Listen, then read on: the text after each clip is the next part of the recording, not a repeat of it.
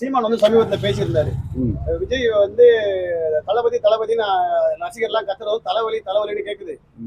டிவிக்கேன்னு கத்துறது ஃபுல்லா டிவிக்கேன்னு கேக்குது அப்படின்னு சொல்லி பேசியிருந்தாரு. விஜய் வந்து தொடர்ந்து சீமான் கலாய்ச்சிட்டு இருக்காரு. நீங்க எப்படி பாக்குறீங்க? ஏங்க அவர் வந்து கலாய்ச்சதுனால அவர் கலாய்க்காத ஆள் என்ன இருக்கு? இன்னைக்கு ஒரு பேச்சு, நாளைக்கு ஒரு பேச்சு, அப்புறம் நாளை கழிச்சு ஒரு பேச்சு. பெரியாரு வாழ்கன்னாரு, இப்ப பெரியாரு துரோகிங்கிறாரு.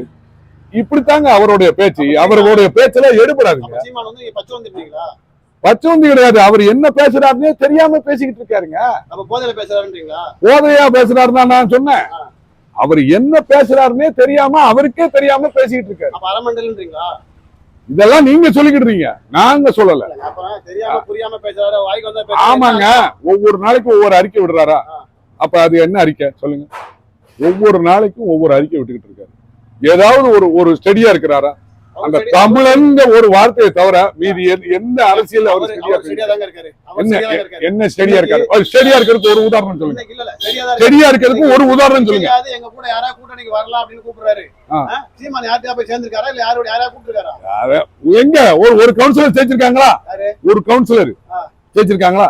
அவங்க ஜெயிப்பாங்க. எங்க ஜெயிப்பாங்க? எங்க எங்க எத்தனை எலெக்ஷன் சந்திச்சிருக்காரு? பாருங்க, இப்பதான் வந்து ஏற்கனவே அவர் ஜெயிச்சதுக்கு எழுதி கொடுக்காம கோட்டை விட்டவர்.